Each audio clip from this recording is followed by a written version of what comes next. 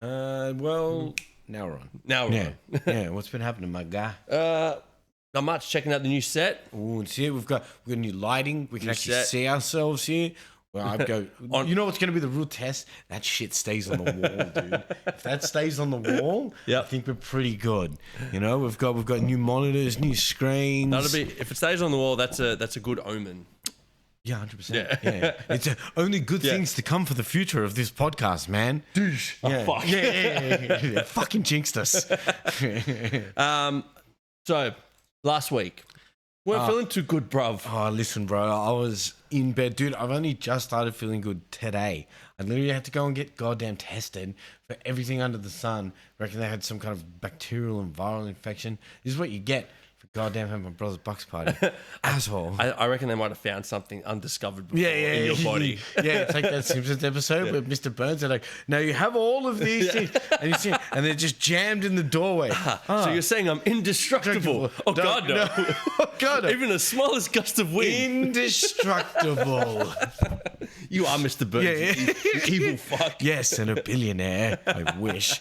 You know, I wouldn't be so concerned. But yeah, I mean, that's even more problematic than me forgetting to do my damn tips last week too. Ah, man. Well, I was going to remind you, but then I thought, fuck you. Yeah. No, I need all the advantage I can get. Piece of shit.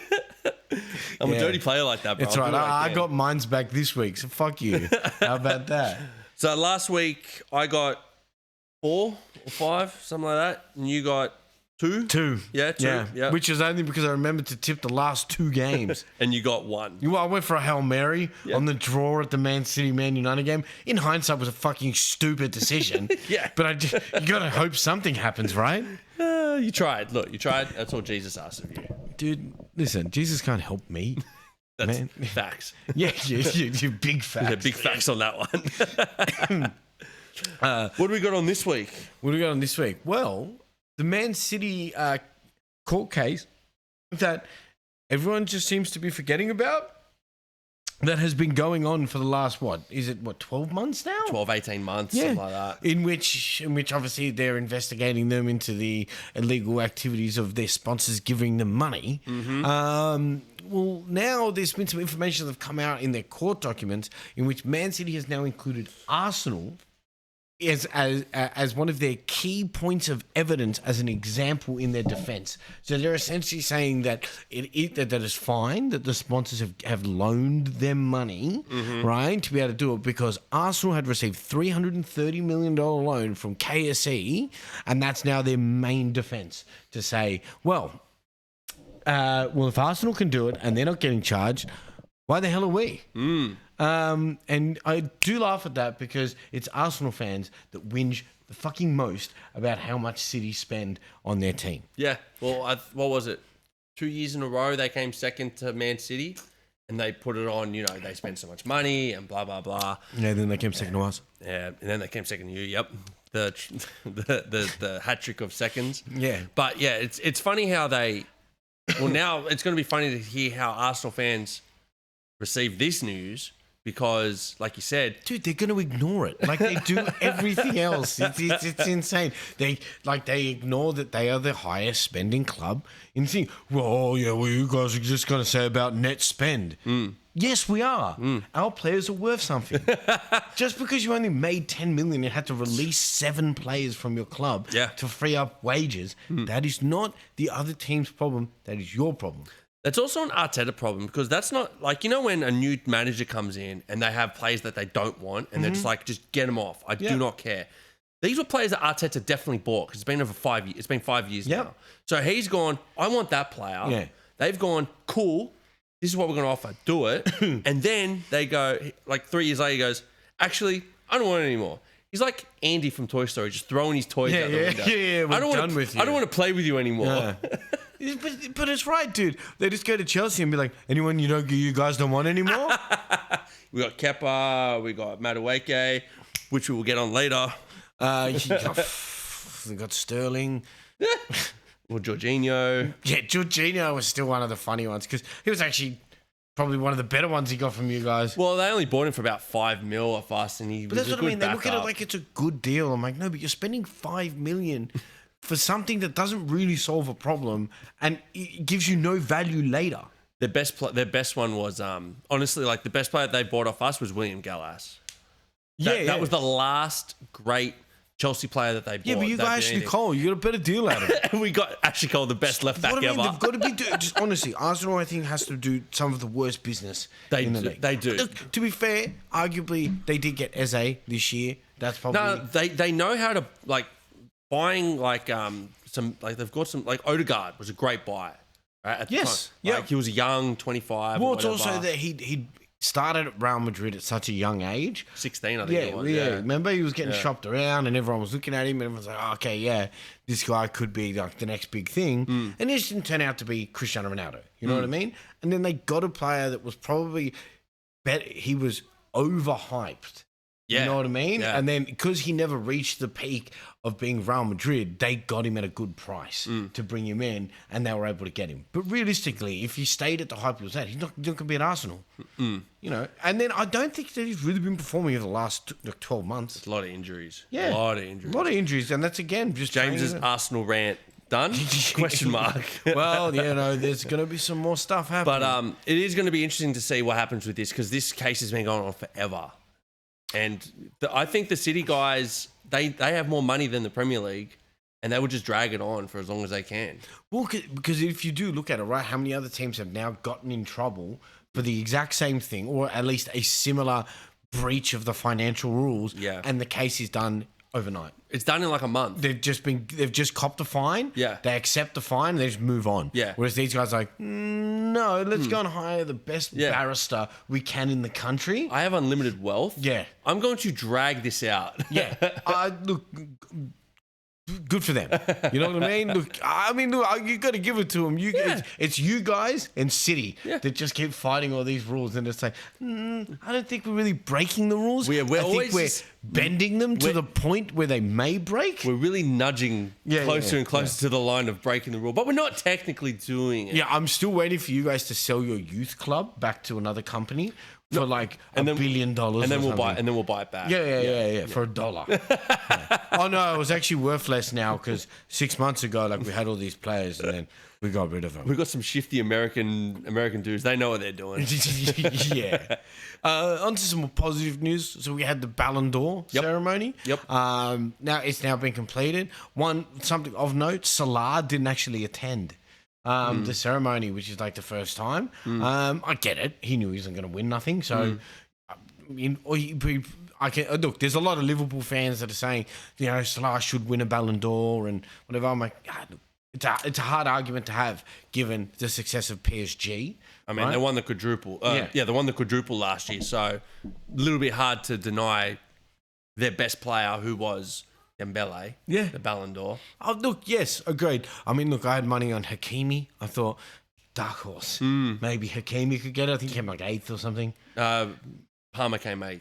Oh, I remember that one. You remember? Well, then he came 6th or some shit like that. The only reason why I know that is because Palmer is the first player since Neymar to make it in the top 10 of the Ballon d'Or without playing in the Champions League. Fair, yeah, okay, fair. I mean, look, he was your engine for your entire team. Like, if you did not have Cole Palmer last season, you would not have won a single we'd be thing. outside the top 10.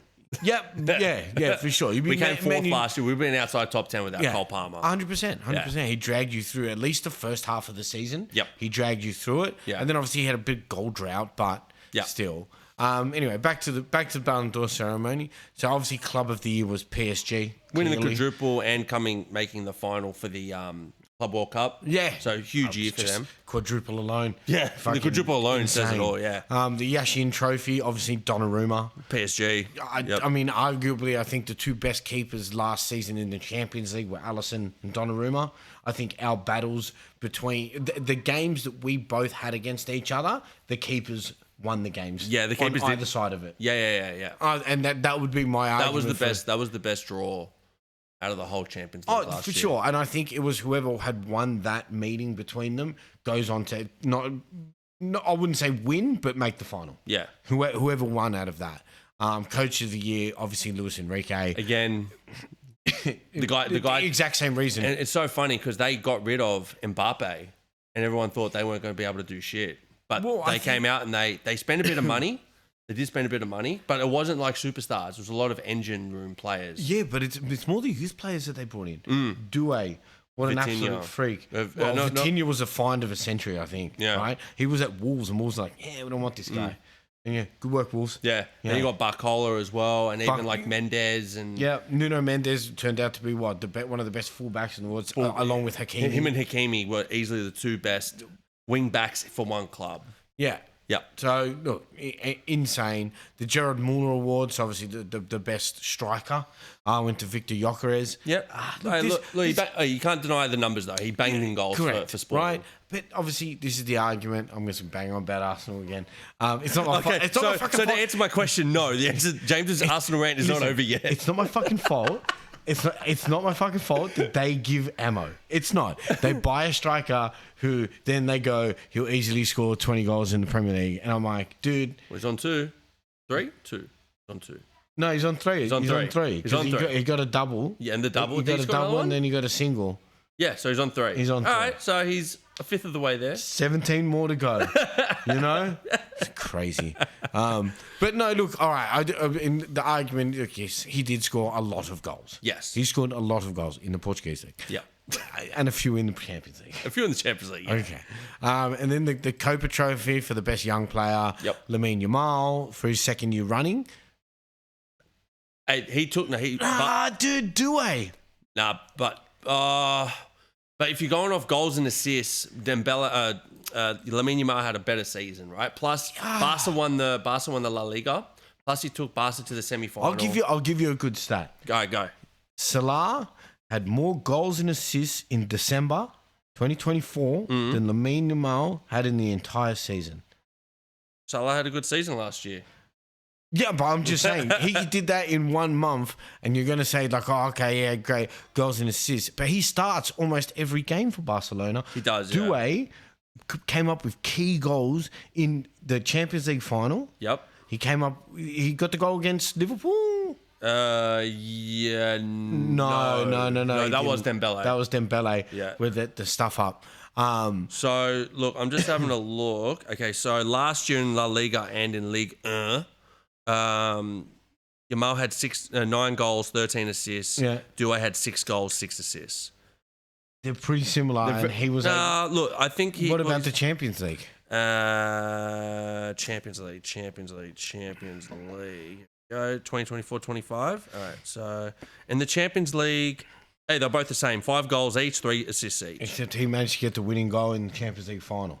Well, he scored 8 goals, not the winning goal. Well, it was the final goal. Oh no, it wasn't even the final goal because that other junior got it as well. Yeah, that other one. But he scored in the semi too, did he not? Don't remember. But look, again, it's a good shout out. But you got to remember, because it's the second year in a row that he's won it. Yeah, but you got to remember as well that the Ballon d'Or is very, very political. Like the amount of Messi, Ronaldo Ballon d'Ors that we're giving out just for the namesake, and I feel like this could be. Look, I think Lamine Yamal is a worthy recipient of the Copa Trophy, and it's cool for him to win 2 years in a row.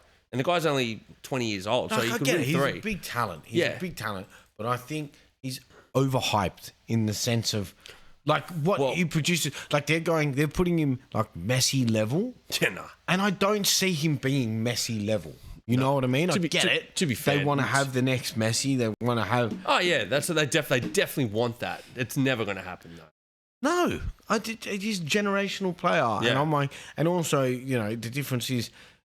You see Lamine Yamal having midget parties and, Right, he's fallen off the rails. I feel like this will be like a this is your life type of shit at some point. Yeah, so I just think someone like Doué, who isn't having midget parties, is winning the Champions League final, starting over players like Barcola as well. Isn't having midget parties, He's not. He's winning the Champions League trophy. He's winning the Champions League and then not going...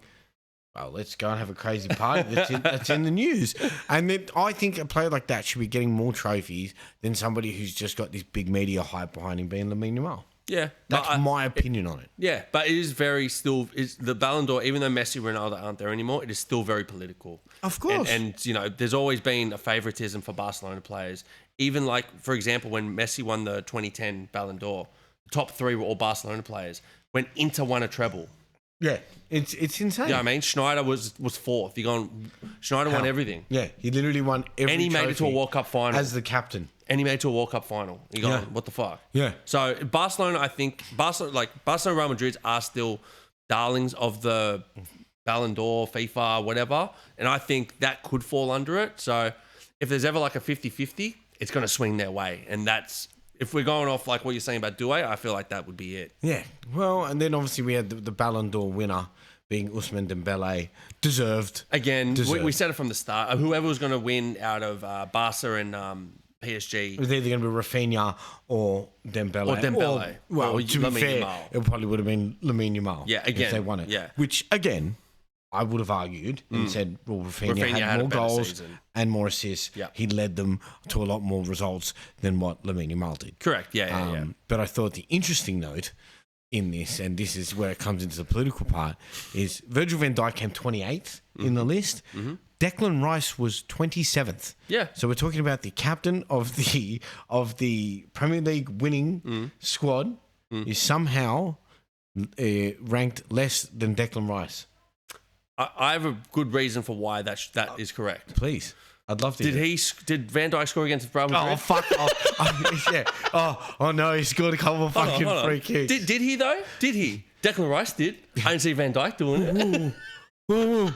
He scored a goal against Real Madrid. That's insane, Wasn't dude. it two? Oh, 2 free kicks. There you go. Thank you. Yeah. Oh, okay. Declan Rice, straight to 27th. 27th then. You don't need to win anything anymore. It's just if you're lucky enough to draw a game against Real Madrid. If you score against Real Madrid in the Champions League, you deserve to be top 10. Shut the fuck up, bro. That's insane. That's the most insane thing I've ever heard in my life. I just want to hear the facts, though. Did he score against Real Madrid in the Champions The League? facts is, he's the captain of the fucking Premier League winning goddamn side, being defender of the year. Did Declan Rice even make the team of the year for the fucking... I reckon he would have. He would have been in there. So again, he made the team of the year for the Premier League for scoring against Real Madrid. Correct, in the Champions League. Totally different competition. Yeah. Fuckwit. He's just so fucking stupid. Hold on. James, Arsenal rant over ?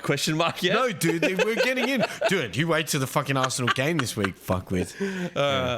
Yeah. Literally, Aiden said that to me. He goes, I don't listen to your podcast because all you do is rip on Arsenal. I'm like, Aiden, I'm backing you. Declan Rice, 27, bro. Dude, fuck Declan Rice, dude. Anyway, we had the Carabao Cup results. We thought we'd run through for at least the EPL teams. Yeah, look, we're up to the fourth round. Big rounds. Big rounds, the fourth round. Yeah. Huge games. Ekitike really took it on board. He's all mate. I've got a rant about him. See, I'm not just biased to Arsenal. When we do some fuck shit, I've got some rants that I can get on too. All right? Because look, anyway, let's just run through. So look, Villa's out. Bro. So not only they suck in the Premier League, they suck in the fucking cups now too. They suck this year. I don't understand how. They haven't lost their coach. They didn't really lose any players. No. You know what? Who they lost? Rashford. Yeah, Rashford. They need Rashford back, baby. They need Rashford, yeah. They bought Sancho and fuck. He's terrible. Poor Harvey Elliott, bro. I feel sorry for the guy. In fact, we've got a buyback clause. The way you guys are going, probably won't need him, but he might be good backup. But let's see how he goes at Villa. Well, no, we feel sorry for him. He's one of the guys, man. We'll buy him back just out of sympathy. Hey, sorry. Listen, we're not goddamn the stock trading floor like Chelsea, and they're buy sell. Bro, we're just making moves. You know what I mean? And at the end of the day, we end up looking at our wage bill. Look at that. We're in the positive. We made money this window. Man, you are not fucking training day, okay? I am Eddie Murphy. Eddie Murphy? Oh, training day. I think it said trading day. You mean trading places? Trading places. That's what it is. Fuck. So wait, trading day. Eddie Murphy, the homeless guy with no legs? That's me. Yeah, the big scam artist. That's me. Anyway, so Villa is out because they've lost a penalty shootout to Brentford, who were all tipping to be relegated this year. Yeah. Then we had Palace go through on a 4-2 penalty win after a 1-1 draw with Millwall. To be fair, Millwall does always pull results. Like Millwall's a kind of a team. Yeah, they're not an easy team to verse. Hope this is. We're going to put an R rating on this episode. Yeah. Yeah. I always say this is not safe for children. Yeah, not safe for NSFW, NSFK. Yeah. Not safe for kids. That's what they've been telling me for years. That's why I can't go to schools or playgrounds. That's for another reason. Forest, right? Dude, Right. Ange has not had a good time taking over at Forest. I do have thoughts on Ange, but I'll get into that when we get into the Premier League. Yeah, so not a good start. they've lost to Swansea 3-2 after being up 2-0. Yep, and they conceded 2 goals in injury time. Yeah, So not a good start for Ange. not at all. No. Then Chelsea, you guys advanced 2-1 win against Lincoln City. Look, ugly win. We put out a proper second string team. The only ones that were first string were Enzo.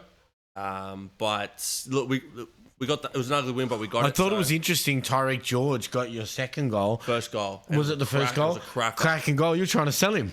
Yeah, dude, I like Tyreek George. I think he's a solid player. He's a good squad player. He's not a starter in the first team, but he's a good Well, squad how old is player. he? 21? He's young, yeah. Yeah, like 21, that's what I 22. mean. Like, he's got time to build. It Yeah. just, I don't know, you guys and- just, I think you sell too early. And I find it funny that Maresca started Tyreek George as a striker instead of Mark Gee. He prefers Tyreek George to play And he up front. recalled Mark Gee too. So if recalled you're Mark Mark Gee, Gee, you'd be pretty annoyed. Yeah. To You- be fair, he wasn't getting any game time at Sunderland either, but Yeah, which kind of sucks. Then you had Wolves beat Everton 2-0. great win for Wolves. I mean, 100%. Wolves should got everything for this tournament, right? Like, Wolves this are- is their only hope to win something, I think. Yeah, 100%. Yeah. They're 0-0 and 5 at the moment. Yeah. So they're on 0 points. They suck. Like, you think Villa sucks. Wolves suck. Yeah. But hey, they beat Everton, so they could go through to the 5th round. Brighton beats Burnley 6-0. Thrashing. Absolute great. Which is what you'd expect more of these results to be. Yes, yeah, And they haven't 100%. been. Yep. Burnley knock out Cardiff City, get knocked out by Cardiff City 2-1. Yes. Cardiff City League One team. Cardiff City is a League One team. Did they play in Cardiff? I thought it was in think it might have been Burnley. in Have a Burnley. look. I'll Have a look where it was. Because I was going to say, because like, It was in Burnley. It was in Burnley. It was? And the Burnley is supposed to have one of the best home records. You're right, it was at Burnley. They had one of the best home records last season, Yep. and somehow they blew it. You blew it. You fucking blew it. Yeah, no, that's because I was going to say if it was in Cardiff, you got to travel to Wales. That's a kind of a trip. And then we had our game, Liverpool. We beat Southampton 2-1.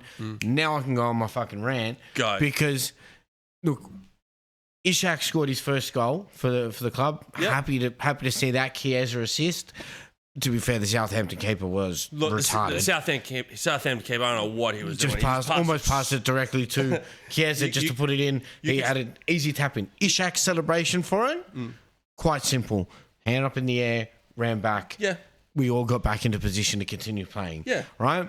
Now, some of the positive notes coming out of it is that we had our new centre back play, Giovanni Leone. Oh, the one from Italy. Who actually got one of the highest ratings for the team. So he did quite well. Off the Google ratings, it was like a 4.4, which is pretty good. Off my app, he think got a 7.5, which was the second highest rating behind Ishak. Ishak, who Oh, sorry, behind Chiesa and Ishak. Yeah. Chiesa got man of So- the match, obviously.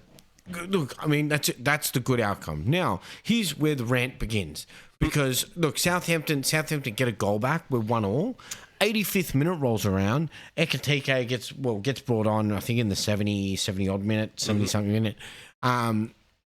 Gets a peach of a ball into Chiesa, who takes the ball down, takes a great touch into the box, had every right to take the shot himself, instead sees that Ekitike is completely open, puts the ball across the box, so Ekitike gets a simple tap in. Yep. Now, any good player turns to the player that just gave him the great assist and goes, thank you, man. You set that up for me because all I had to do was tap it into an open net. What does he do? He runs over to the corner flag, takes off his shirt and holds it up like he's fucking Messi, dude. Dude, insane. Yeah. Now, obviously, he gets a yellow card for that. But, what did the idiot do earlier in the game? He went and threw the ball away from a Southampton player when they went to take a free kick, getting a first yellow card. So that was his second yellow card, getting him sent off in the game.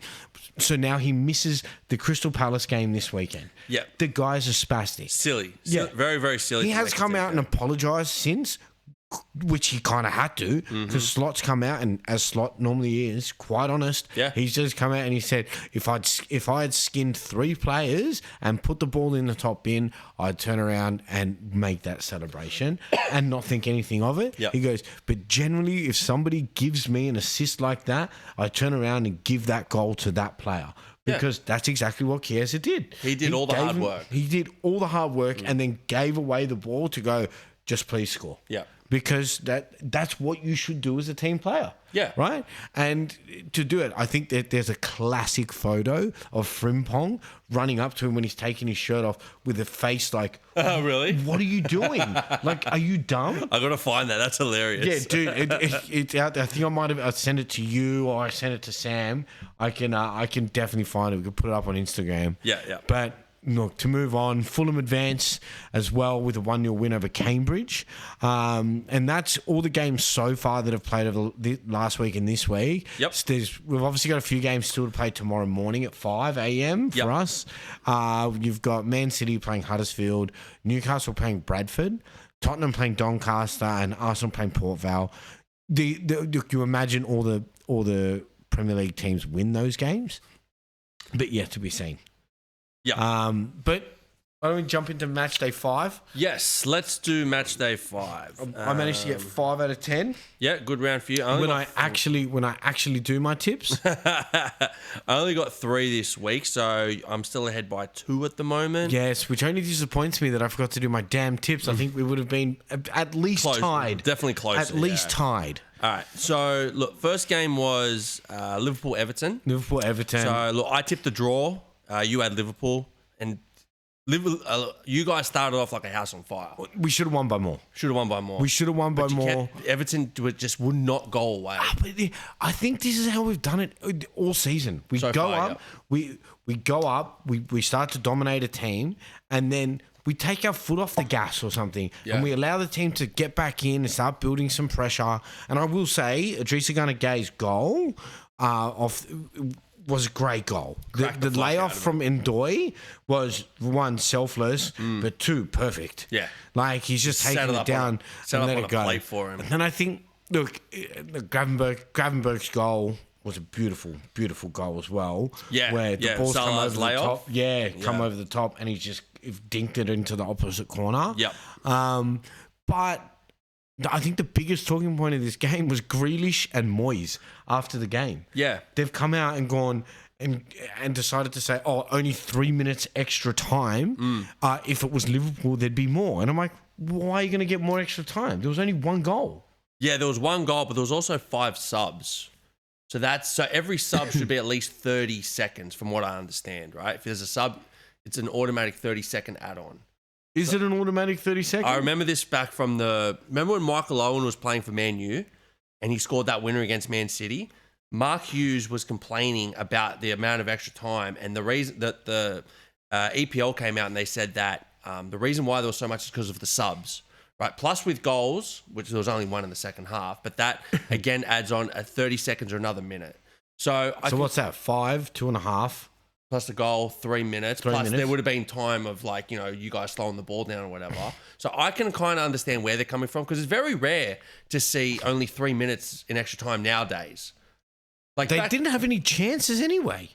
Yeah, they didn't have any chances. I mean, they were pressing, but I don't think they would have scored. But it would have been, I think they felt aggrieved that, usually, because I think if you look at nowadays, I'm just going to go back to the game last season.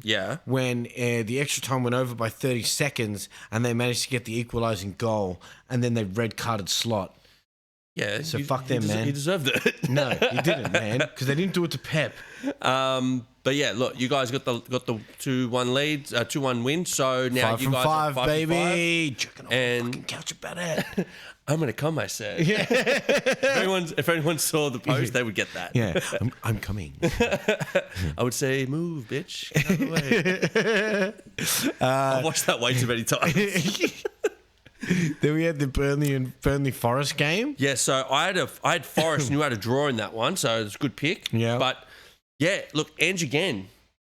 Now my rant on, not rant, but it's going to be I'm going to try and help Ange out here. Every time Ange has come into a team, he's picked players that he wants for his team. Unfortunately, this Nottingham Forest team, he didn't have that opportunity. So he's stuck with the team that Nuno Espirito Santo did.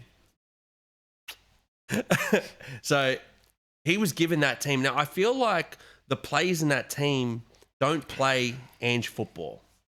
He wants dynamic. He wants high-pressing football. Yeah, he wants high-pressing football. I don't think Forest have ever played high-pressing football. So now he's got to try and teach this team how to play high-pressing football. And I think the worst recipient of this managerial change is going to be Chris Wood. I don't feel like Chris Wood is an Ange type of player. No, I don't think so. Because he wants pressing. Chris Wood is too old to be pressing. No, he's not going to be chasing down to the goalkeeper. No, you know what I mean? He ain't going to be doing that. He's waiting for the ball to come in, and that's why he's having such success with Forest. Well, that's what Nuno did, is he worked around. He had dynamic players around him that once they worked, they were able to push up as a team and then distribute to Woods. Whereas now, I feel like with Ange, he wants the whole team to be moving like that. Chris Wood doesn't do that. Yeah, he's not doing that. So I feel like he's going to be... Who's their backup striker? Do they have one? Well, I know they've got fucking Hudson-Odoi as an attacker, but I don't think I don't think they actually have a backup striker. I think that was their issue at the end of last season as well. Yeah, because Wood was struggling. He was struggling. Yeah, well, again, he's just getting too tired. Exactly. And if you want him to press on top of that, good luck, well, bro. if we look at the lineup, Chris Wood did start, but then to come off the bench, there's a guy called Jesus. He's a Brazilian guy. You assume he's a striker.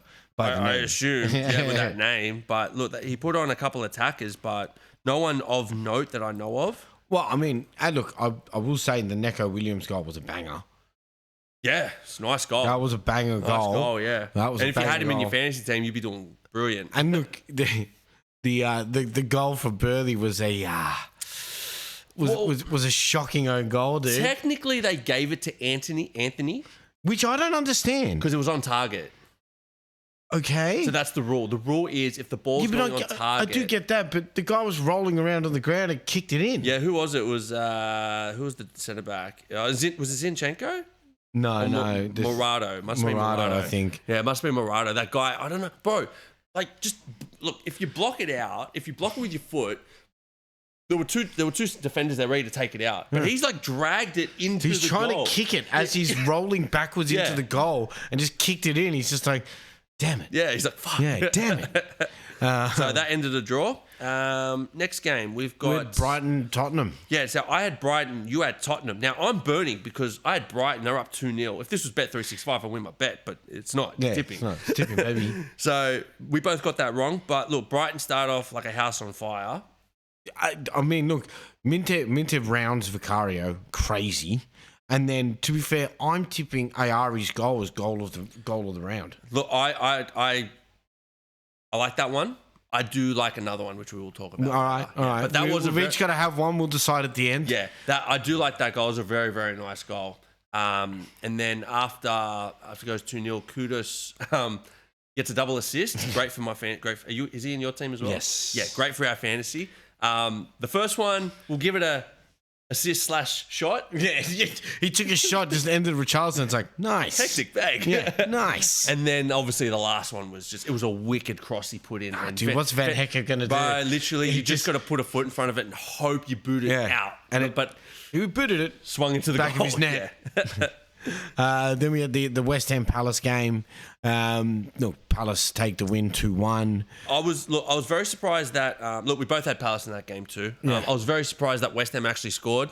Bowen got a header. What's he, 4'2"? Bro, Bowen is like he's 1 inch away short from being a midget. Yeah. And he somehow got a header on a corner against Crystal Palace, who are a great defensive team. So the guy's still pulling goals. He's probably one of the most consistent players in the past 3 years. No, I agree. He's a West Ham legend. It's just he's stuck at West Ham. Like, bro, he's stuck there. He'll never leave West Ham. I don't think so. Right? He's married to Danny Dyer's daughter. Yeah. And he's the owner. No, Danny Dyer's just a super fan. Yeah. He's just a super fan who's just grew up around that area. Oh, not a player, just a fan. He's just a fan. He's an actor. Okay. Yeah, Danny Dyer's just an actor. He's in Football Factory and shit like that. Yeah. And he's just a diehard West Ham fan. Got ya. So he, you go, what's his famous quote? He goes, Because it doesn't matter what his other daughter marries. There will be no other man that will ever be better than Jared Bowen. Because he could marry like a brain surgeon, a lawyer, a billionaire. Jared Bowen is the perfect son-in-law. He could cure cancer. And be like, sorry, do you play for West Ham? Yeah. I'm sorry. Have you scored for West Ham? Yeah. Did you help West Ham win a Conference League 2 years ago? No, you didn't. You just cured cancer, okay? Yeah. That's it. Yeah, exactly. Get off your high horse now. Exactly. But then we will say Mitchell, who's been the surprise, their left back, scoring a fantastic volley from inside the 18-yard box. Yeah, it was a very good volley. I'm tipping him. I'm like, if you don't have a Palace defender, and I would say probably after this weekend, and you want to put a Palace defender into your fantasy league team, Mitchell's the way to go. Yeah, look, we will get into the fantasy. I think Palace do have a bit of a tough run coming up. They do. But if you want a point of difference, and you want it, because everyone has Munoz or Guy. I have Munoz. I got Munoz, right? Mitchell is a good point of difference. Yes, 100%. Yeah. And he's cheaper. And Mateta scored again. Yeah, well. Guys, doesn't matter who they anymore. lose, he still fucking scores. Then we have the Wolves-Leeds game. We both tipped a draw in that. Leeds pumped. I think, you know what I think we're doing? I think we're not giving enough credit to Leeds. I don't think we are. I don't think we are either. I think I still kind of look at that 5-0 loss to Arsenal, and it still comes up in your mind when you think of Leeds. But again, that's just Leeds' entry into the Premier League. I think players have to get rid of it, get used to it. I think Stack is a player that could definitely be put into your team. And speaking of Stack, that's my goal of the week. That free kick that he hit. Yeah. And like it goes top bins. It's like, fuck, what do you do, bro? Yeah. Look, I mean, it's crazy score. Also, the new Wolves striker scores on debut. Yes, he does. Yes. I look up his name. I don't know who he is, but his first game. He scored on debut. Yeah. He scored after 8 minutes. Krejci. Krejci. Krejci. Let's just go with Krejci. Krejci. But yeah, no, look, he scored a good goal, and it almost looked like it was going to go a different way when the Wolves scored the opener. And then, little do you know, Calvert-Lewin gets a goal. Calvert-Lewin back, is that baby. His first goal in the Premier League for Leeds? Yes, I think it is. I think it is. Yes, I think it is. He because he's been coming off the bench. He's had a couple misses. But again, what you've got to view here is that it was 3-1 before half-time in like the 41st minute. Yep. And then there was no more goals after that. Yeah, so it's not like Leeds is a big scoring team. Yeah. I think that they have certain players like Stack who take their free kicks. Mm-hmm. That'll be an opportunity. He's only worth 5 mil in fantasy. It could be worth it. Well, Stack, he plays their midfield. He got a goal and assist in this game. So far he's got 1 goal, 1 assist. So that's the start of it. So let's see if he can kick on from there. Yeah. And then, look, I'll hand this one over to you, my friend. Yeah. Man U versus Chelsea. Hey, look, I stayed up for this game. Man U 2-1 win. I stayed up for this game. Game kicked off at 2:30. Red card at 2:35. I was in bed at 2:36. That's pretty much how my night went. As soon as that red card happened, I go, this is it. We're not going to fucking win. Because I don't know if, I think we mentioned it. I mentioned it to you. We hadn't won it at Old Trafford for 12 years. Yeah. So I just had a feeling it wasn't going to happen. The red card, proper red, you know. Look, Sanchez took Mbembo out. The way they got to that was the way that they were playing was very direct. They were just bombing it to Sesko. Yeah. Nobody could handle his height. And but again, the problem Sesko ain't scoring. Nah, he's doing what he's doing is he's dropping. So if they play like a 3, he drops in and then the other 2 come up. And that's what was happening is he was dropping in, which pulled our defenders out and left a massive gap. Mm-hmm. And the guys that were meant to be tracking Mbembo and Ahmad just weren't tracking. And that's how we got caught out for that one. So, look, it happens. And then with that, Bruno gets an opener. It was good cross, good header, good finish. It was a good follow-up by him. Good follow-up. Yeah. Then Casemiro makes it 2-0. The Casemiro one pissed me off a lot because what happened was they shot and then we blocked 38 it. years old? No. It's more about the build-up. So what's happened is they've had a shot and we've blocked it and it's just gone straight up. But no Chelsea defender has attacked the ball when we're in our box. So I forget who headed it, but they've jumped above everyone and knocked it to the back post where Casemiro was. You can't blame whoever's meant to be marking Casemiro. You've got to be blaming whoever isn't going for the ball in the box. Like, bro, just go for the ball, put pressure on them. But no one did. And so then they got that. But then Casemiro with a dumb second yellow card. It was super dumb because there was no actual build-up that was occurring. Andre Santos just had the ball and he was running away from goal. Yeah. And Casemiro's like tackled him from behind. Yeah, Second he's yellow. put his arm around him and flung around and kicked the ball. Then looked at the ref like, what are you talking about? And I'm like, no, you grabbed him. Yeah, you grabbed him from behind and you swung him around, like on an attacking play. It makes very little sense. Yeah. Then it looked like you guys might have had a comeback coming on. Chalobah gets a goal. Look, again. I feel like had we, because after that red card that we got, Maresca made a heap of changes.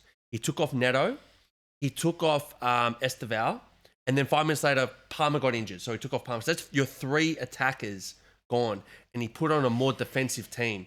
So when we went to 10-all, we didn't really have attacking players on the field. We had more defensive players. So the fact we got a goal, pretty much off, which was off a corner. I was laughing at a meme that I saw for the game. Where it's like when you have the player transfer swap bonus on Bet365, and Estavio gets taken off for what's your second keeper? Oh, Jorgensen. Gets taken off for Jorgensen.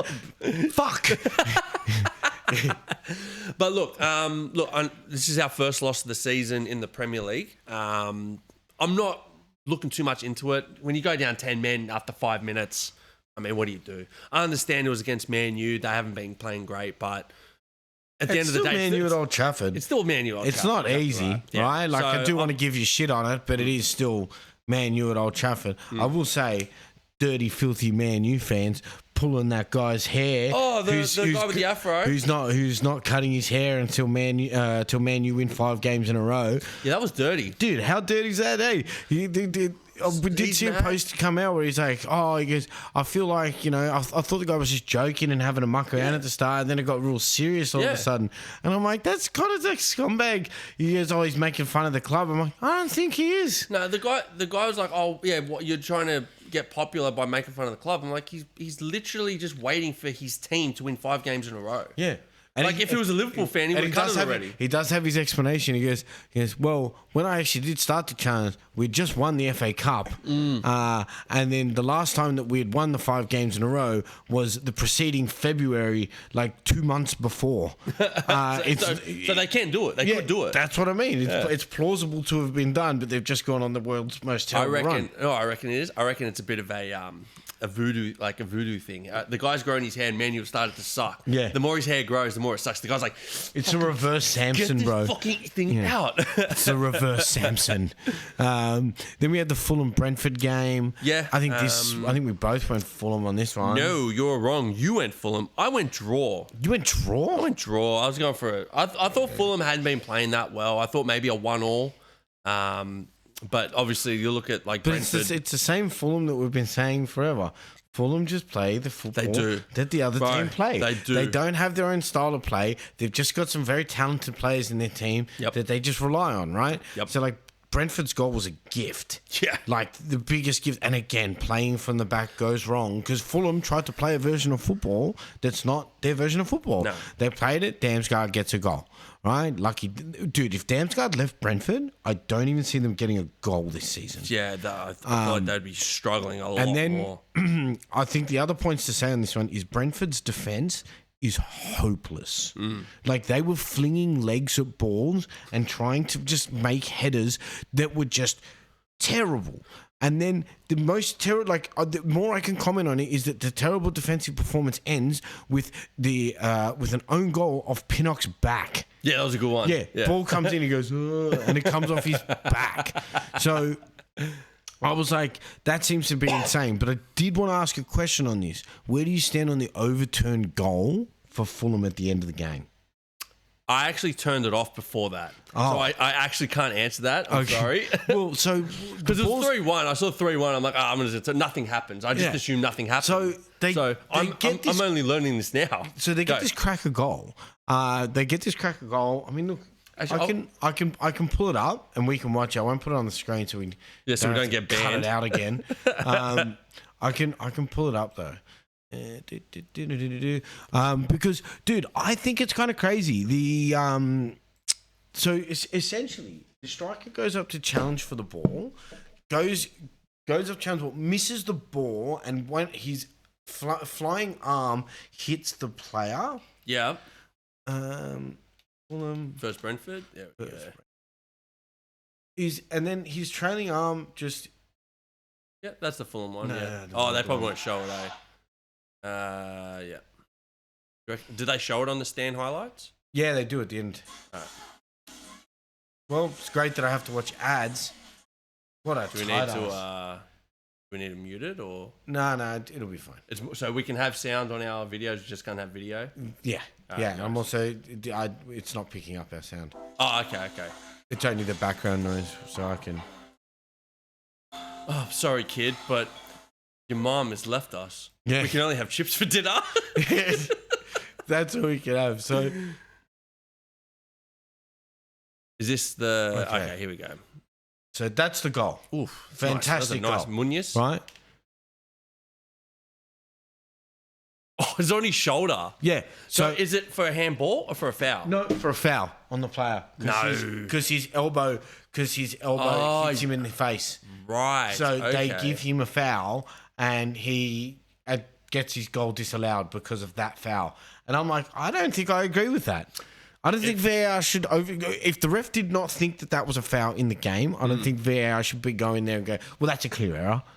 Because the other player doesn't jump to challenge for the ball. He just keeps running backwards looking at the ball.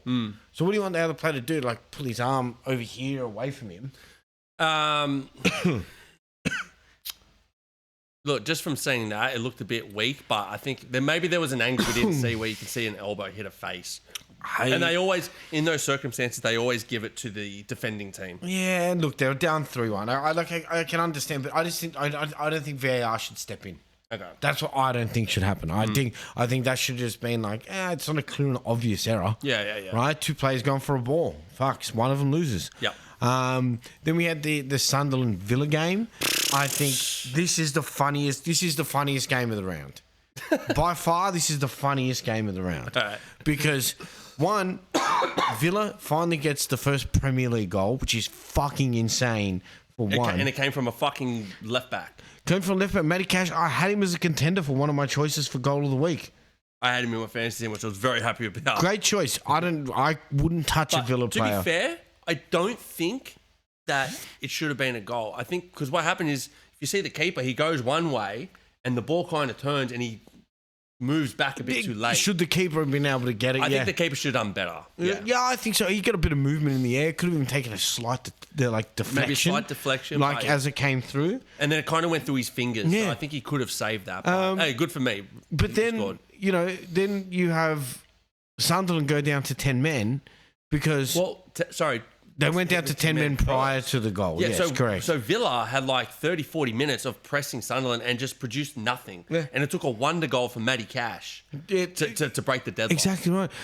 But the red card was fucking dumb. It's the most insane thing ever. You're watching the game, then all of a sudden the whistle goes, and you're like, what's going on here? Yeah. And it just cuts back to Ronaldo on the floor for Sunderland with Matty Cash over him, and he just kicks Matty Cash straight in the balls. Yeah. So I initially thought it was going to be a Matty Cash with the red card. I was like, I thought Matty Cash stomped him. I was like, no, not fucking not now. Yeah. But then when you see it and you're just like, what's his name? Ronaldo just goes on the ground, fuck you, straight up to the nuts. You're going, that's a red card. Yeah. I'm thinking, Jesus Christ. So then they go up 1-0 and still cannot get the win. Yeah, still. That's insane against a newly promoted team. All right, you're away from home. I get it. You're Yeah. away from home.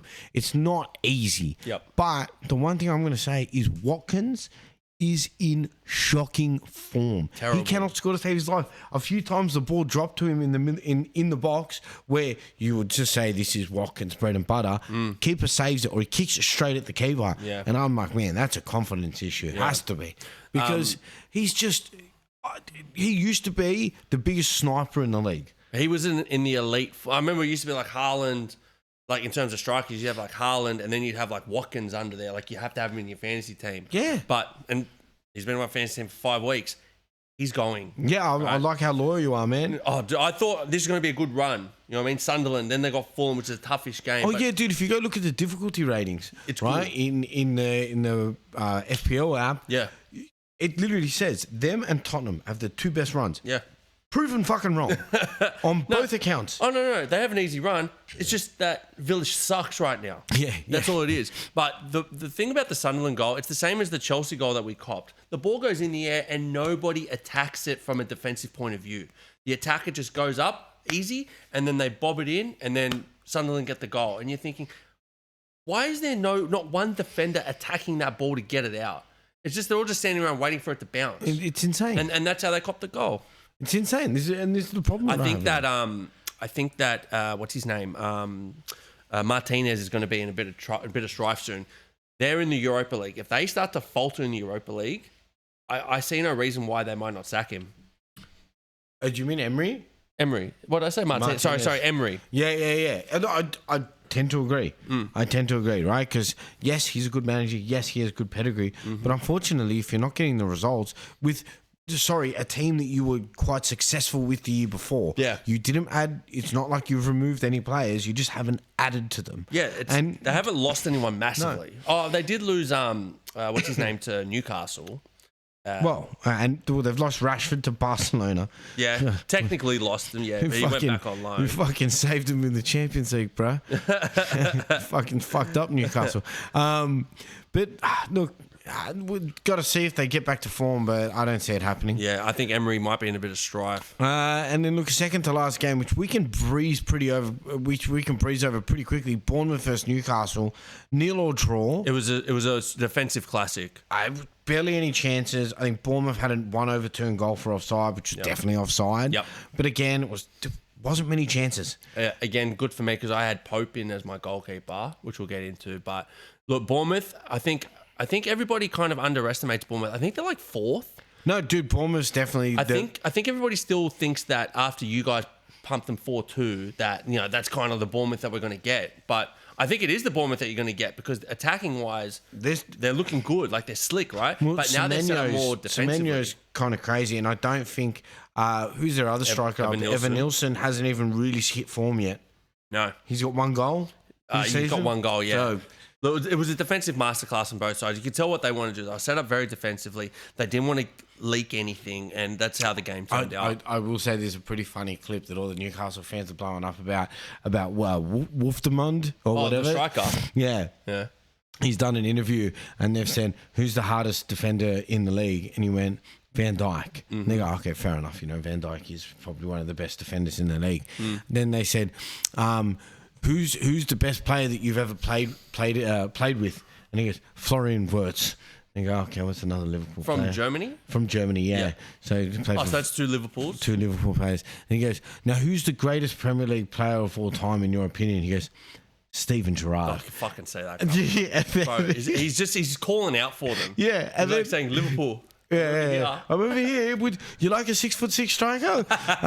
and then he goes, What's the biggest away game that you're looking forward to in this season? He goes, Anfield. Fucking hell, bro. Bro, tell me you want to go to Liverpool without telling me you want to go to Liverpool. And then all the Arsenal fans, the Newcastle fans are just going, just can Liverpool leave us the fuck alone? Oh, it's gonna hurt. And then look, final game of the round, and probably the biggest game of the round. Definitely the biggest game of the round. Yeah. Arsenal versus Man City. I picked a draw in this one. Yeah.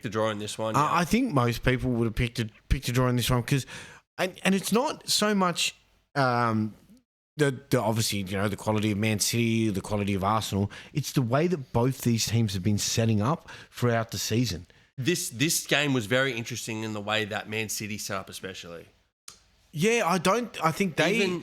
Even Guardiola said that he set up defensively. He said, he even admitted to parking the bus because he goes, I've been here for 9 years and it's the first game I've ever done it. So he even admitted to doing it.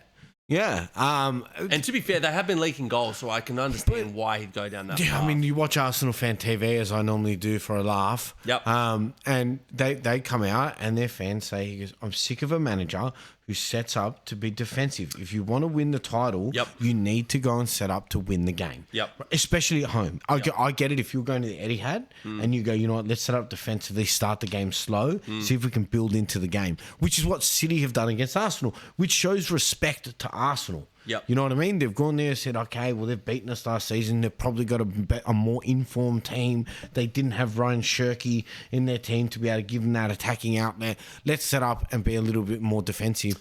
And then, obviously, you get the likes of Rendiers. I love that I've put him on my team. And Haaland linking up. But what did I do? I had Rendiers on my bench. Ooh, that's gonna hurt, brother. Oh, it hurts, bro. It hurts. I did like Haaland's goal because he actually started that from his own half. Yep. And then he put it through. And then did you see the run that he made? Bro, he was barnstorming through. Yeah. Like no one was going to stop But again, him. no one was able to mark him. No. Because he just came off the shoulder. He's there, and it's just like, well, what are you going to do? You're going to let Rendiers run one-on-one, or are you going to protect Haaland? To be fair, I think the choice should have been Haaland. Yeah. I would have, all right, Rendiers probably was going to score. I think the chances of Rendiers scoring versus Haaland in the 18-yard box is slightly less. Oh, yeah. You know what I mean? Haaland's just an absolute sniper in the So, box. they had Saka back.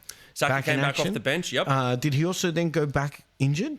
No, not Because that I have saw. seen a report that came out 18 hours ago or something, Yeah. saying that he's on the injury list. That Really? could just be an old news. Yeah, but, okay. But obviously Saka back in action. I think he had a few moments in the game where he was. And then Noni Madueke, I think, again, was their best attacking outlet. Once again, bro, there was the same thing at Chelsea, right, where he knew how to penetrate, right? Oh, yeah. Yeah. He knew how to get around players. He knew when to make the runs. He always knew how to get behind the line. But he never had that finished product unless they're playing Wolves. Yeah, yeah. I can't wait for the Wolves Bro, game. I'm putting money on him to score, to put money on. I'm doing the ladder. Yeah. Like, you do the 50, 20, 10. Mm-hmm. 50 on a goal, 20 on a double, and 10 on a hat-trick. I'm doing it. Yeah. 100%. But, yeah, he was very good. But now, injury news is out. He's out for 4 weeks, hamstring injury. Nah, he's out for 2 months. Knee injury, isn't it? You're right, yes. Knee injury. Until I thought it was 4 to 5 weeks. No, till November. Oh, no, it is till mid-November. He's out till So it's mid-November. about 10 weeks. But on the good side, they were thinking it was going to be an ACL. Yeah. So that would have been 9 months. So 10 weeks, 9 months. It's I mean, if you want to take the positives out of it, sure. that's the only positive you can take out Sure, of that. because, look, I know, I mean, there is bittersweet for Arsenal. Obviously, Martinelli, Scott, which again I had in contender for goal of the week, 93rd minute goal to draw the game. The problem again with the Arsenal fans, and this is off the Arsenal fan TV, is that they're coming out and going, well, we're celebrating like we just won a final, but we drew at home to a team that we're hoping to beat. And I get it, City are a fantastic team, right? They're a great club that over the last 8 years have had so much success that getting a result like that, I think 3 or 4 years ago would have been crazy. Oh yeah, But I when they were think at their peak, I think given the team that they have at the moment, this is one of the worst Guardiola teams. this is the worst Guardiola Man City team since he first came into the league. When he first came into the league, it wasn't his team. There was still a lot of players they didn't want. Then he started to buy. This is the worst team that Man City. I see this being his last season at Man City. I don't see him renewing his contract again. I think this will be last season there. He's going to get through the season. If he can win a cup or go deep into the Champions League, he'll be happy with that. And he'll just walk from the team. And I can envision him taking over Spain or something like that after this next World Cup. Yeah, if the Spanish FA don't keep the guy on, I mean the guy just won the Euro. Yeah, no, I agree. Obviously, if he wins the World Cup, I'd So we're going to replace you with Guardiola. What the fuck? What are we going to do to keep this damn job? But that's the only thing I can see him walking into. I don't see him going to another club or doing anything like that. Yeah. So, look, yes, and I think this is going to be the problem for Arsenal when they want to win the league, right? Like, if you want to win the league, we're pulling last minute wins. Yep. They're pulling last minute draws. Well, I'm looking at the team that they set up with, right? And look, you got your normal centre backs, but their midfield, with Marino, Zubamendi, and Rice. All three are very defensive, right? But I'm trying to figure out how Zubamendi's been their best attacking outlet this season. He's been pretty good, yeah. I'm looking at how do you turn that into a positive, into a more attacking side? Without Odegaard in their midfield, the only way I could see them making a more attacking sense is changing the formation. Well, they can drop Eze in there. Yeah, so you change it from a 4-3-3 to a 4-2-3-1, and you put Eze on one side, you put Saka on the other side, and then you can put. But then you're diminishing where Saka wants to be, right? Because Saka's supposed to be, he's your golden child, right? That's like us changing to that formation and then dropping Salah inside. Yeah. Salah doesn't want to be there. So it's almost like we're going to waste Salah out on the right wing so that we can accommodate to a more attacking option when they spent money. They had the opportunity to bring players in. Oh, we know they spent money. You spent a billy. Yeah. They spent the billy. They've had the opportunity to bring those players in, and they don't. So either that's Arteta not wanting to set up that way, or not understanding that he needs those players. I think it's more he's scared of losing than going out to win. Oh, I think I said this to you earlier in the week as well. I think gone are the days when you guys had Mourinho, and it was, if we don't lose the game, we can't lose the league. Yeah. I think since Man City have come in and they play that more tiki-taka style, and a lot more teams are now playing that. More very attacking. It is. The league is a lot more attacking. There's a lot more quality in the attack for the smaller teams as well. So I think if you're just going to sit there and go, I have a solid back four with a really strong CDM, right? I can just grind out a 1-0 win. I don't think that you can do that anymore. On a consistent basis, no, you can't do that. I don't think it's possible for you to do that across 38 games. Well, I don't like if you're let's compare the two teams, right? Like Mourinho, much better manager than Arteta. We had tactically 100%. Tactically, yeah. Yeah, and his ability to get players. And his ability to get the best out of players, right? Arteta uses fucking light bulbs and speakers to try to get the best out of his players. He plays the name you'll never You know what I walk mean? alone. Like training. It's retarded. Mourinho digs it into you that like he will do everything for you, you do everything for him. Yeah. Right? And it always works. And then also the opposing team is your enemy. Yes. Right? Yes. Like we want it's you to us go against the world, right? You've got to be a killer. Arteta's more like, guys, we can do this, you know, where fucking Mourinho wants to fucking kill. And then you look at the centre backs. They got Gabriel Saliba. We had Terry and Carvalho. I'm sorry, but Terry and Carvalho are much better than Saliba and Gabriel. Yeah, look. Defensively, I'm talking about defensively. Yes, right? From yes. a defensive point of view. I think. Look, they're a good partnership defensively. I think they're very strong, and I'd say they're probably the strongest partnership in the league at the moment. Yeah, they are. No, for sure. For sure, Yeah. the strongest partnership in the league at the moment. The most solid partnership for sure. Yeah. The problem is you're going to have that strength in your team, and then you're going to line up with more defense in front of them. Yeah. Look, I understand one, you need an anchor. Yeah, right? that's fine. But three, Zubimendi. That's what you bought Zubimendi for. Right? So your two other midfielders should be more attacking. Yeah. Or like box to box. Correct. Declan Rice, he can be box to box, but he doesn't really have an attacking But if outlet. you're going to have Declan Rice, then you have to have Eze there. Or you have to have Odegaard there. Or you have to have even a young player convert him. Could even play. Convert him. That's what I'm about to say. Convert Nweri to go in front of him and go, hey, you're the 10. You don't have to drop back. We just need you to be in there for that transition. Yeah. Right? We have that with Wirtz. We have that ability with Wirtz in that position, because that's when you have Gravenberg and you have McAllister, right? So McAllister's our box to box. Gravenberg plays our 6. Wirtz plays up in the attack. So we don't have to change and try and bring our wingers inside to try and fill that space, which is what they have to do. Yeah. And I don't see them winning a league with that effort. Just to finish off, but yeah, if you look at the left and right back, we had Ivanovic and Ashley Cole, and then they had Timber and Calafiori. Again, I pick Ivanovic and Ashley Cole every day of the But week. again, they're more defensive. They are more defensive. So you're trying to attack Yeah. with your fullbacks. Yeah. You're trying to attack with your fullbacks and then have your 5 defenders coming from the midfield and the 2 centre backs. It's too much. You have a big gap in the middle of your field because there's no one there If receiving he the ball. doesn't start, I think, like going back to your original point, that you can't, the way that they're set up, they're not made for defensive walls like that Jose Mourinho Chelsea team was. Yeah. So they look, and again, he needs to change his fucking tactics because, again, it's not working. And I just think it's him as a manager. He has plateaued. Second is his That's his ceiling. peak. Yeah, that's his ceiling. That's where he's at. And again, Liverpool are 5 from 5 points ahead of second being them at the moment, and Tottenham. And also, you showed me today the amount of injuries that they now have. Yeah. It's only round 5 and they've already got 10 injuries. Yeah. So I don't, and they're not a couple of short term, there's a couple of long term ones as well. They need to make some of their real new improvements. signings are injured. Yeah, exactly. Cappy or whatever is injured. The Damsgaard. He's injured. Yeah. So it's just you have these injuries, and and then I find it very interesting. We're 5 from 5. We don't have the injuries. We have a lot of new players in our team. None of them got injured.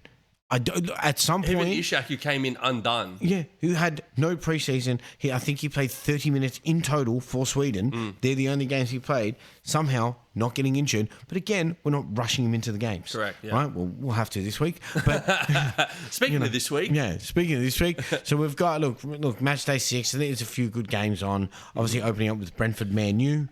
Look, Man U might win 2 in a row. So which means that homeboy he's getting 3 games closer to cutting his hair. If only he had that AFL Cup still. Then we've got Leeds, Bournemouth. I think it's a good game. I think it's a good game. I think Bournemouth. I think it'll depend on how Leeds can deal with Bournemouth's defence. Yeah. Well, then we've got Chelsea, Brighton. Always a tough game. Yeah, look, I 100% think so. Man City, Burnley. If this isn't at least 5-0, then something's going on with City. Yeah, look, I agree. I agree. Then we've got Palace, Liverpool. I think this is game of the round. Tough game. Huge game. Tough game. We have some revenge to do. I think you're going to see Ishak start this game. Yep. I guess you're going to have to. Well, I mean, Kier's a good start. There's an argument for him to start. Yeah, as your striker. Yeah. Okay. There's an argument for him. That's where he kind of slots in now. Yep. He's not going to play out on the wings. We've got too many options there now. You're stacked on the wings. Then we've got Forest, Sunderland. This has to be Ange's winning game. He needs to get a few goals. It doesn't matter who you start with, like what your team looks like. You have to beat Sunderland at home. And then you've got Tottenham, Wolves. There's an argument to put Kudus as captain. Again, look, I think Tottenham at home against a team that hasn't won a game yet, or even haven't got a point yet, it should be a solid win for them. For sure. Villa, Fulham. Psh, lad. Bro, I cannot trust Villa. Let's see who plays football. Let's see how Villa match up with shit like Villa. Yeah. You know they're going to play at their level. It's just... I don't plan on watching that game. Newcastle, Arsenal, I imagine this is going to be low scoring. I feel like this will be another defensive masterclass from both teams. Both teams do set themselves up defensively very well. I would not be surprised to see like a 1-0 for either team, though. Yeah, potentially. Yeah, potentially. I could also fucking see 0-0. 0-0, yeah. You know? Yeah. Then you got Everton, West Ham. Look, I think Everton... Look, okay, this has to be Graham Potter's last game. Yeah. Bro, how he's still there. They look like shit against Palace. You're going to replace him with, to be fair. Well, Mourinho's been taken. You can get... I heard Pochettino. Fucking hell. Yeah, I know. Is that better? I know. Big Sam. Bring Big Sam back. Mr. Aladice. No, they should bring Sean Diche in. Bring him in. I'm pretty sure... Isn't Sean Diche at a club now? I don't know. I don't think he is, actually. Yeah, bring in the Deech. Yeah, no, he's unsigned. Yeah. Bring in Diche. Bring in Diche. Fuck yeah. He'd be good for West Ham, actually. Set him up more defensively. Yeah, a couple of looky-loos. Yeah, and then get him to 17th and stay in the Premier League.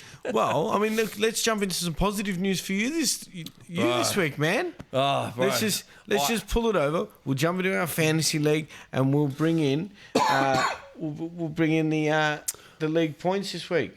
Oh, that's too much. Here we go. Well, as has been for the entire time, Julian Chilati holds his first spot. However, big drop off on points this week, dropping down to 34 points for a total of 302.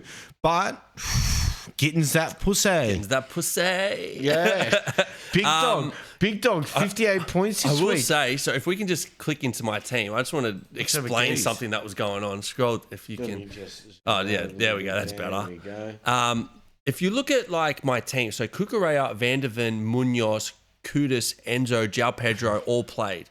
I was on a total of 13 points, and half of it came from Kudus. Yes, and then look, you got good points out of Haaland. Yep. Remember when you were talking about had Reinders have passed it off? Yeah. Like, yes, motherfucker should have passed it. Yes.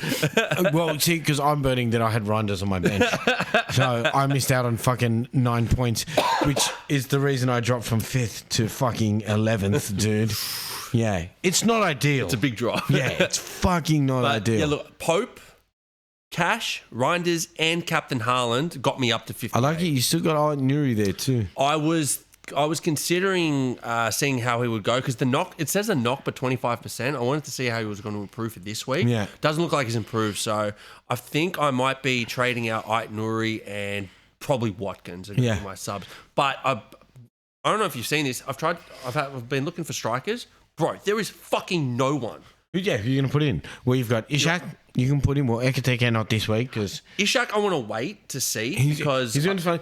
I'm going to show you an interesting one. Right. Now, Nicholas Housius. Hey, top point scorer. Number one fucking hater on us. And if you do notice on Instagram, he has got some hate comments that he keeps dropping lately. I did see that. He's trying to become our number one hater. Can I just say, as a Man U fan, can you really have fucking Ekateke and Ishak up front? Bro. With Virgil van Dijk in the back? Big Liverpool fan. And Alisson Becker in goals? Hold on. How does he get 4? How does he get 4? How does that work? I just realised that. I'm calling bullshit on this. And I'm also calling that he's on Liverpool's dick, bro. I reckon he had Ishak before when he was at Newcastle and they don't have to take him out. Yes. Well, I think they have to take him out after one game. I thought that he would. Well, this would be his first game, right? Yes, yeah. Well, this will be Ishak's first game, so we correct? must have to take him out for this. We'll take someone out for well, this game. Ekateke is going to have to come out. That's pretty easy, yeah. Yeah, I assume. But let's have a look. So we got 7 for Guy because he got an assist, I think. An assist, yeah. And I think some defensive points. Virgil got defensive points. Burn with the clean sheet. His midfield fucking killed Bruno it. Fernandes with the goal. Yep, Minte with the goal. Kudus with the 2 assists. And then Ekateke with the goal. Ekateke with the goal. So, Hey. Look, great. Very well done. Well done, Nick Housius. We'll give him the props there. Number one hater, piece of shit. And then, look, my pitiful 39 points this week. Ooh, fucking killed me, dude. Oh, click in that. No. I want to see this. Can we just skim over it, man? Nah, man. I've already said it. Fucking Cucurella. Hey, so you got Haaland, so he got half your points as captain. Yeah, dude. Fuck, and I had bro. Kudus as well. And Kudus, yeah. Right? Look, Rendiers on the bench hurt me a lot. I wish I had him on instead of Cucurella. Fuck yeah. That would have really helped me out a bit and taken me at least over the average points for the week. Yeah. But I do, and that was me using 2 transfers. I thought the Tonali transfer was going to be an expert goddamn decision when he had that long range shot that went over the post. Yep. Yeah, wasn't ideal. I'm thinking I might have to get rid of Gabriel. Look, I said this from the start. I didn't want any Arsenal players until after this week, which I am going to start making trades on after this week. So had to be patient for that one. So look, I'm now what 30? I'm about 32 points off you. No, sorry, 38 points off you. No, 38, yes. Yep, 38 points off you. Very doable still. Yep. So I think it's still an open market on our league. Yeah, look, it's only week 5. We've still got 33 weeks. Let's just look. Obviously, we went through a few tips that we can do for the league. So I think teams to avoid for the kind of next few weeks are Burnley, Brentford, and Fulham. Burnley have I know Burnley. Well, Burnley's just shit. Yeah, but there is not one good thing to like about Burnley. No, and also I couldn't name you the players that are going to score their goals or Anthony. Cool. Yeah. Yeah, if you look at Brentford, right, so they got Man U at home, Man City at home, right? Then they got West Ham away, not bad. But then they got Liverpool at home, Palace away, Newcastle at home, Brighton away. Yeah. That is disgusting. Yeah. Don't want to borrow that. Yeah, I don't see them getting points in any of those games. Nah, bro. At all. Fulham, look, sorry, that was Brentford. Yeah, sorry. Burnley is just as bad. Sorry, I forgot to do Burnley. City away, Villa away, Leeds at home, not bad. Wolves away, not bad. Arsenal at home, not good. No, not good at all. So you're going to bring him in for 2 games, but you're going to lose a lot of team value waiting for that. Yep. And then Fulham, I think, also have a pretty difficult run. Bro, wretched. So they've got Villa away. Right? Bournemouth. But that's not too bad. That's not too bad, right? But still, it's still an away game, which is tough. Then you got Bournemouth away. Yeah. Tough. Arsenal at home, very tough. Newcastle away, very tough. So those next 4 games, I think wretched. The 2 teams, if you're looking to bring players in, I think is Bournemouth. Yep. I think they're solid. Semenyo and Sensei, probably 2 players that are worth bringing in. Yep. And then look, obviously, if you can pick which Liverpool player is going to do well, Liverpool will always be pretty successful. Yeah. I will say your run is a little bit tough. So you got Palace away. Then you got. I would be doing them after this week. I don't think you want. Well, after that, you got us away. That's okay. Fucking piece of shit. Yeah. Then you got Man U at home, right? Brentford away, not bad. Villa at home, Man City away, and then it comes to a nice run after that. I think after the City game, great opportunity to put Liverpool players in because you've then got Forest, West Ham, Sunderland, Leeds.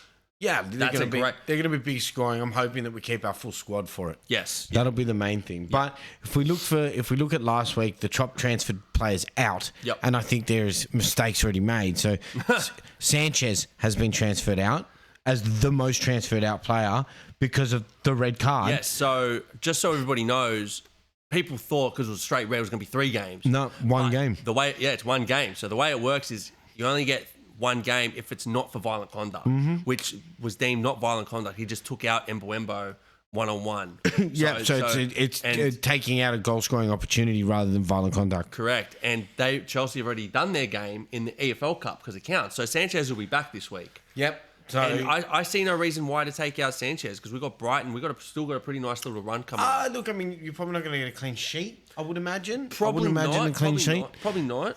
We'd be lucky. Look, we'd be lucky to keep a clean sheet. Well, the next two are big players taken out is Salah and Wirtz, which makes a lot of sense. Look. Salah is too expensive. Has he dropped in value? I can He'd have only to, right? assume that he has to. 'Cause Let's have a look. He started at what, 14.5? Nope, my points. He started at what, 14.5 mil, which I think was the most expensive player of all time, right? That's right. I'll have a look here. Oh. Back and go to player statistics. Salah is now worth. No, he's worth 14.5 still. So he's held his value. I think Look, Wirtz has dropped. The reason why Salah has held his value is because he is still doing like an assist He gets an here, assist or he gets a goal goal. here, right? But it's not enough to justify 14.5 million off your team for 1 assist. No. You know, you want at least 2 assists or a goal every single week. Pretty much, and that's what he was producing last season and making Correct. worth 14.5. Well, Right? and not It only was that, a but goal or an assist or a goal and an assist in or every game. he would score multiple goals in one game. Correct. Whereas like this year, the goals that he scored have been at the end of the game when there's nothing really to play for. Well, yeah. Or when you guys are winning already. And I think Wirtz is the one where his value is dropping. Well, I can see what you mean now by what Wirtz does, but it doesn't translate to Points. points. No, because he drops in he may between. get the new transitional points Yeah. every now and then, but that's 1 or 2 points. Yeah. Right? That he's going to get. He's not going to get into the bonus points because again, he is the pass before the assist. He is the run to create space. That's what he does. And until he clicks into what he was doing at Leverkusen, which it could take him an entire season for that to occur. He's 22 years old, right? I get it. Everyone's going to give me shit, 007 and all that. I just absorb it. We're winning games. I don't care. Yeah, okay? look, I do love the 007, right? 100 mil 007. It looks horrible, but if your team's winning, you can just be like, that's okay. We're winning. And you are. You guys have won 6 in a row. Yeah. You know, including the EFL Cup. So you can be like, look, he can take his time. But if you were like Arsenal situation where it's like win, loss, and he wasn't doing anything, bro, Wirtz would be copping it. Everyone is piling onto him. The fans will get annoyed. I get it. But that's not the situation we're in. Also, he didn't start on the weekend. No. And So if you have him in your team, you lose points automatically. And I think he got a yellow card as well. So that's why he ended up on 0. Yeah. So, good reasons to get rid of him. Listen, I said from the start, I didn't think he was going to... I traded Ekateke out this week for Ishak. Ooh. Yeah. That fucking hurts, dude. Yeah, that was a 7-point difference there. Yeah. But it's now kind of come full circle. And I've got Ishak in my team. Oh, so now you were playing 4D chess, were you? Oh, fucking all over it. You know, I was not losing any value. Ishak's getting put into the teams. Because then if you start to look at well, obviously the other 2 top transfers out, Watkins, which we've already spoken about, and Chris Wood, which we've spoken about again. Yeah. They're not going to get the service, and they're not in the form. They're out of form so bad. If we start to go, and I think this proves a lot of the points of what we're saying, the top transfers in, you've got Haaland, who's been top transferred in, makes sense. The guys, it's one of the worst starts that he's had to a season, and he has 6 goals in 5 games. I know. Tragic, right? Oh my God. Tragic. Then the next 2 are Bournemouth players, Sensei and Semenyo. Which you mentioned before. Which we've mentioned before. Yep. Obviously, Donnarumma has now come in as the top traded in goalkeeper for City. I don't agree with that 100%. I get it, he's a good goalkeeper, but I do. Okay. I'll tell you my reasons why. Okay, so when you're going to make your decisions between goalkeepers and defenders, with your defenders, you're looking for players that can contribute more than clean sheets. Yeah. Man City have a great run coming up, right? But no one in defense is contributing attacking wise. Mm-hmm. So it makes sense to utilize the keeper in that position. So I think Donnarumma, because I got Ait Nouri in there, right? And eventually I do want to take out Pickford because they got a hard run eventually. And I do want to make that trade, but I'm just thinking, do I just do Donnarumma and put in a different defender for someone else, or do I just hold the defenders and see if they can get more points or whatever? Fair enough. So that would be my reason as to why Donnarumma is a top I just don't see him holding as many clean sheets as they used to. The defensive wise, and Rodri still, I think still feeling the effects from the ACL injury that he had. Yeah. Right, so he's not the same anchor that he was, or same CDM that he was before, where he could protect the whole back line and still contribute in an attacking sense. Yeah. But I do think they are going to be leaking points as well. But I'm just want to quickly go through their runs. They got Burnley, Brentford, Everton, Villa, Bournemouth. That's the next 5 games. That's a solid run. That's and a I mad can see run. a justification now on that. I just think that they're going to leak goals here and there. No, I totally get it because they have been leaking goals. But I think with that run, it makes sense. Yeah. And then obviously the last top transfer in was Rendiz. But look, I've been saying all season, if you don't have Rendiz in your team, you're wasting a transfer. He was 5.5 at the start of the season. I think he's 5.8 now. Something like that. He's gotten me some of the best team value. My team value went from, I remember week 2 when I had to use my wild card because I was minus 0.4 on my team. I'm now actually up 1 point. I'm up to 101 points. Really? Yeah. Damn. You know what I'm at? What? 100. I have not moved on team value. Let me have a look. Which in the long run will help me out. Let me do it on my app because for some reason the computer does not want to play with me at the moment. I mean, to be fair, yeah, no who the homo. fuck would want to play with you? No homo. No homo. I don't know whoever had my baby, bro. Hang on, that's wrong. It's different on the computer versus. Does that say 100 mil as well? Yeah. Yeah. See, I don't know what my value is then because mine says 100 mil. Yeah, on the computer it was telling me a different number. Yeah, well, I'm gonna have to report back to that because either I'm lying to myself. Yeah, I think you just make. I just making shit up. Yeah, big noting myself. I'm a big dog. But then, look, before we sign off, look, the injuries and suspensions, I think we've probably touched on a lot of these. Yep. And it's funny, I had in there Sanchez out for a red card. Let me just delete that. Wrong.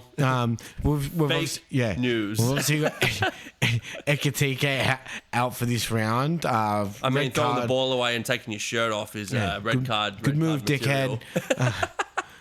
Then we've got Diarra, Ronaldo. They're both out for Sunderland. That's hurtful. Diarra's their most expensive transfer, and Ronaldo's probably one of their best performing players. Buonanotte, which, to be fair, probably wasn't going to play anyway. Ineligible to face his parent club because he's actually a Brighton player who was on loan at Leicester last season. We found that out before the pod started. Yeah, because we were bigging up him last year, going, "Fuck, this Buonanotte's not bad for Leicester." Turns out he was on loan from Brighton. He's on loan from Brighton. And then obviously Madueke is probably a huge loss for Arsenal, especially going up against Newcastle. And he is a big loss for them because he, like you said before, he's been their best attacking outlet for the whole season so far. He's been getting in behind the lines. He's been penetrating from the side. He's been getting in good ball. He has been their best attacking outlet. So that's a massive loss for them. And like you said, against Newcastle, who I think they have like 3 clean sheets this year already. So it's going to be a big loss for them. So 100%. Tough game for Arsenal. All right, well, see how we go in fantasy this week. See if you can take top spot, dude. Oh, yeah, Chilati, I'm coming for you, baby. Yeah.